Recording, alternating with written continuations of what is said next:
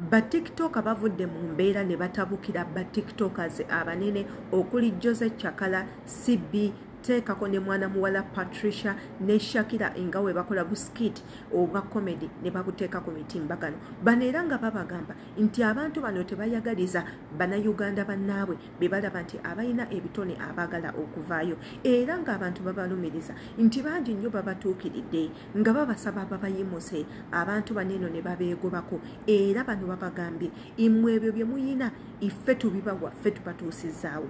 Wenzija ne nkusaba ne nkugamba munnange nnyimusaako lwaki oba onsamba ebbali olw'okuba tosobola kubanga onfunamu. Si be bano bokka abasoose okwogera ekintu bwe kityo, tukijjukire nti abannayuganda era batabukirako omwana mulenzi Miki ne bamugamba ekiseera kijja kutuuka nga tokya trendinga, of which is true. Miki omulaba wa? Miki simusitufane omulaba mu sikiti ki etambula? Okyamulaba nnyo ku ma TV, okyamulaba nnyo ku YouTube ng'abantu bamupostinga. Lwaki? People lost interest. Yakola byakola byonna byonna abantu ne babiraba ne babimanya ne bamanya yaani omutuufu. Kyova olaba people are no longer giving him too much attention than before. Nze njijukira one day mwana mulenzi Chakala oyo nga yakatandika yakolanga content afaananga owa Miki. Me personally Sheila Adita najja ne mugamba tokola content afaanana wa munno, wabula you have a talent, you can do a content owuwo kubuwa gwoyiyiza, still people will like you, tugenda ku followinga tukuteeke ku level eddako, naye don't do the exact content owa munno gw'abadde akola. Ojja kuba oli mu kye bayita copycat, ekintu ekyo kyamu ennyo, ogezaako kulwanisa oli. Era bwe namuterayo obwo obubaka abantu bangi nnyo balaba obubaka ne butuuka mu thousands and thousands of likes, teekako ne comments endala abalinga banziramu. Good enough omulenzi ono n'akyusa naye atuuka okubeera nga yeetuuma landlord, of which nali musanyufu wakawenga musharinga mupostinga everywhere kuba nali nsanyuka ajjidde mu kintu ekyenjawulo. Naye ate bano ba TikTok bo tebasobola kukikola kuba naabwe balala. Kati nno kino kyaddiridde okuba nti mwana mulenzi Daily Uganda bwe yayogedde ku nsonga z'abano n'akomentinga ku content waabwe ng'ali ku mukutu ogumu ogwa Cruise Exclusive, wabula bino tebyasanyusizza bali ba Chakala abavuddeyo ne bamukolako obulombaganyi. Tugenda kubanga tubaterawo obutambi ku ndowooza y'abannayuganda ku ki kye balowooza eri abavubuka bano na ki kyolowooza ekiyinza obbasuula time to come. Yenze Sheila Adita saagala onkotinge bubi mu katambi kange kano. I'm giving an opinion as a Ugandan. You can also give your opinion as a viewer. Ojiteeke mu comment section ogambe according to the way I see things, this and this will happen, or this and this is needed.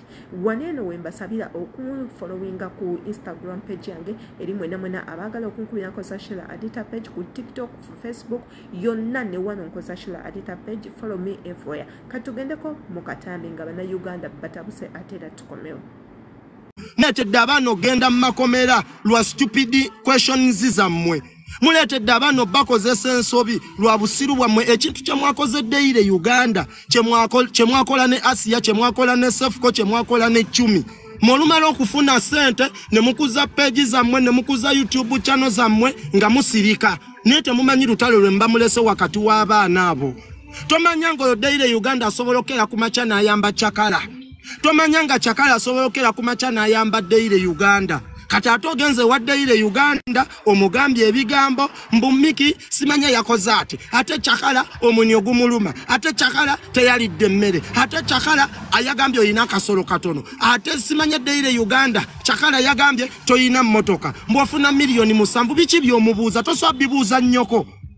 Yenga mwagadde nnyo sente ezo kyogambe yo interview gyojjako oyo omwana ng'omwawula ne munne yegenda okuyisa mu bugagga.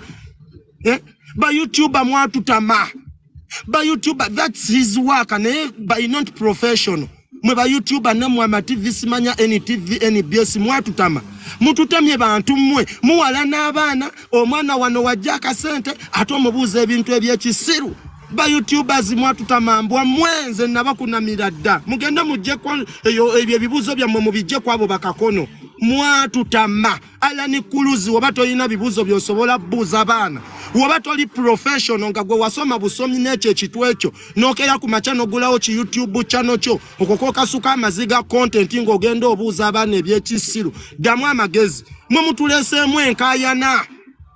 Mwe mutuleseemu enkayana mwe mazimwe. Kati mwagala mulwani ate bano ba YouTube abalina mission nti bagala TV stations zibeerewo.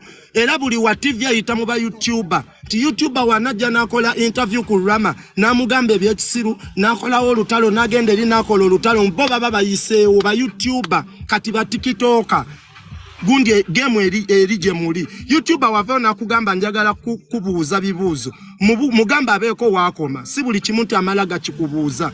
YouTuber abagenda kujjako interview kusaba sente. That's why Alien Skin yabasabanga sente basiru bannaku tebamanyi nnaku yaabwe nosanga ka YouTuber kaveyo nkoko njeru kavuze pichi kazunga tekalina sente kafaanana bubi ke kagenda makoti ke kagende wali entalo ke kagende wayichuli ke katankule entalo tebulina sente bwasamira lwasamizwa kitemuzule emirimu ba YouTuber ne mufune emirimu ne mugenda ne mukola mazi ne muzunga ne bikamera mwenna mulinga mbizi ne kazunga ne bikamera mulinga amazi olaba TV zaba emirimu olobe bi YouTube channel bye mukola kati njagala muddemu amagezi ba YouTuber olo ala ni kuluzi content gwakola mujja ala ni kuluzi content gwakola nga yagana lwachi content wosigoteeka ku YouTube oyo goyambala ebyo bigomesi oyo content webisiyaga nga kefudda akakazi mukagenze mu motoka mukagenze lwa kambadde bikanzu kambadde bigomesi lwachi sibyoteeka ku page yo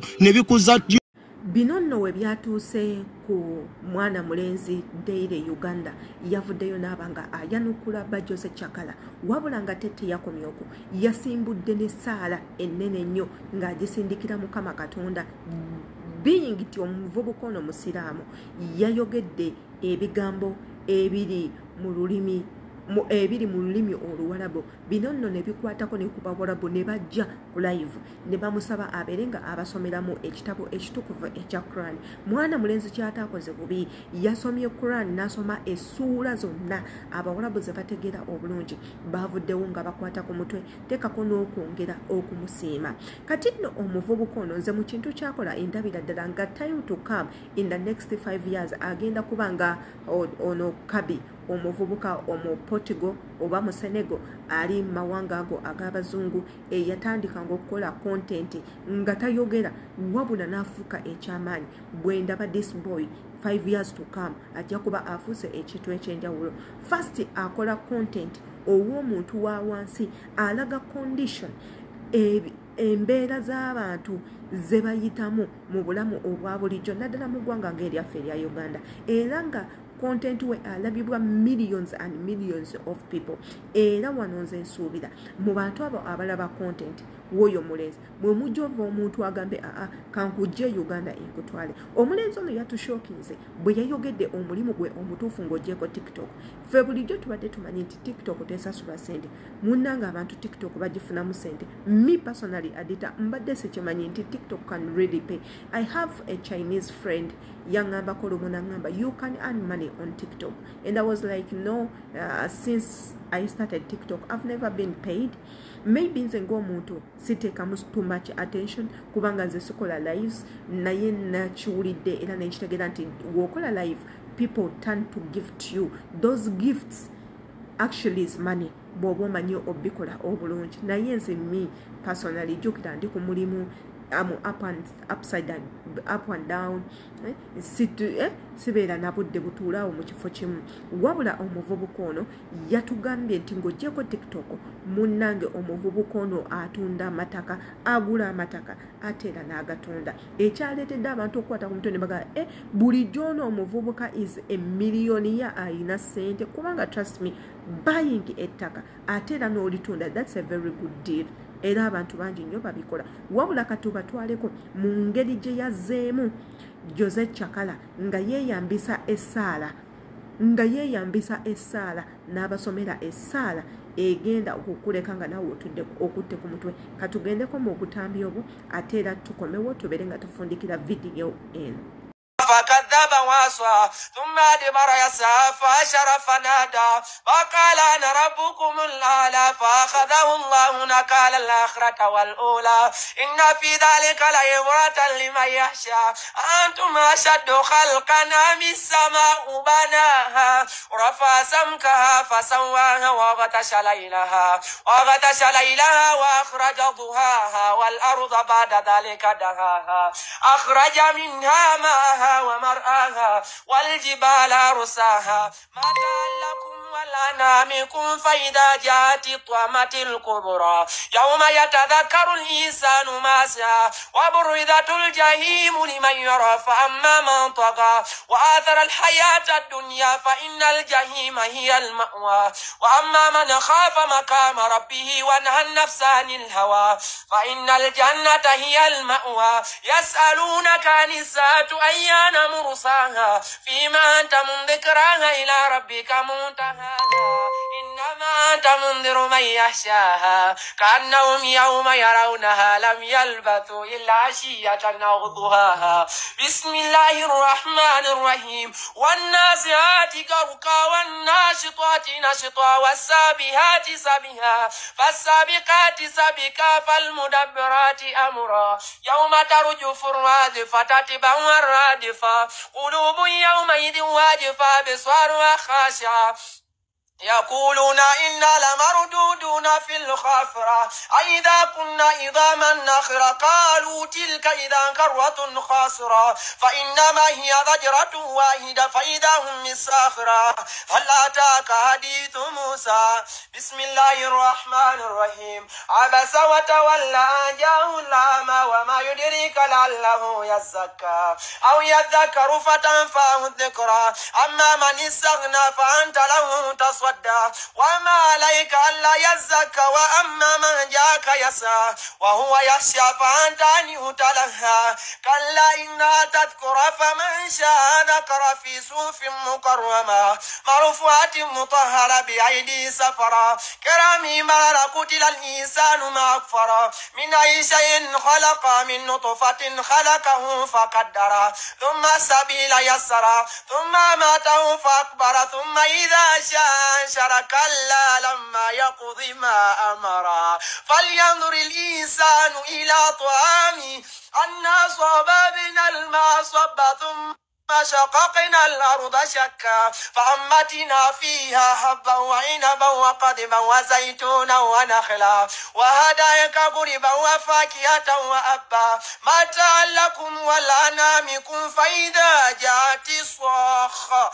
يوم يفر المرء من أخيه وأمه وأبيه يوم يفر المرء من أخيه وأمه وأبيه وصاحبته وبنيه لكل امرئ منهم يومئذ شأن يغني وجوه يومئذ مسفرة ضاحكة مستبشرة ووجوه يومئذ عليها غبرة تلهقها قترة أولئك هم الكفرة الفجرة بسم الله الرحمن الرحيم اليوم الحق فما شاء اتخذ إلى ربه مآبا إنا أنزلناكم عذابا قريبا يوم ينظر المرء ما قدمت يدا ويقول الكافر يا ليتني كنت ترابا بسم الله الرحمن الرحيم والنازعات غرقا والناشطات نشطا والسابحات سبحا فالسابقات سبقا فالمدبرات أمرا يوم ترجف الرادفة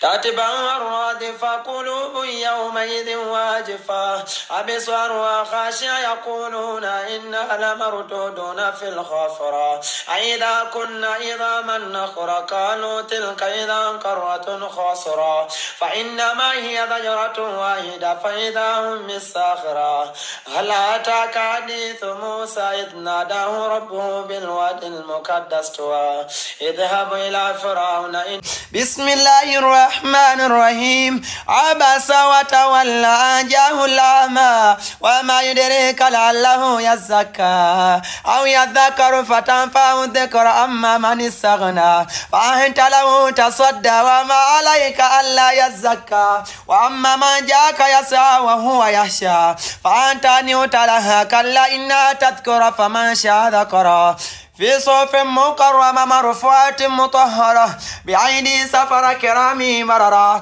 قتل الإنسان ما أكفر من أي شيء خلقه من نطفة خلقه فقدر ثم السبيل يسر ثم ماته فأكبر ثم إذا شاء أنشر كلا لما يقض ما أمر فلينظر الإنسان إلى طعامه أنا صببنا الماء صبا ثم شققنا الأرض شقا فأنبتنا فيها حبا وعنبا وقضبا وزيتونا ونخلا وحدائق غلبا وفاكهة وأبا متاعا لكم ولأنعامكم فإذا جاءت الصاخة يوم يفر المرء من أخيه وأمه وأبيه وصاحبته وبنيه لكل امرئ منهم يومئذ شأن يغنيه وجوه يومئذ مسفرة ضاحكة مستبشرة ووجوه يومئذ عليها غبرة تلهكها قترة أولئك هم الكفار.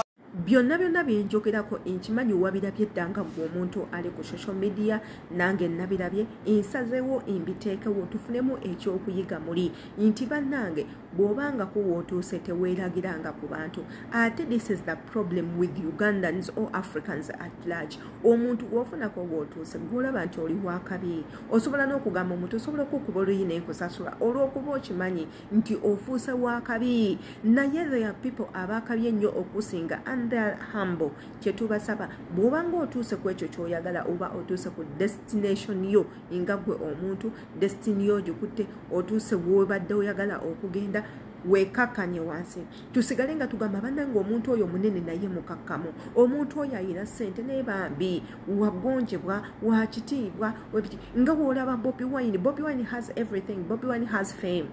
He has money. Naye Bobi Wine omusanga n'omukuba oluyina omuyitako. Bobi Wine osobola n'omusanga mukubo nga tomutegedde. Bobi Wine tava ku bigundi bya chapati we basiikira chapati. Bobi Wine tava ku bikomando. Bobi Wine tava ku kunywa chayi mutonninyira. Bobi Wine tava ku byakutambuza sapato. Bobi Wine tava ku byakunywa n'abantu. Bobi Wine tava ku byakuzannya n'abantu. Naye nga he has everything.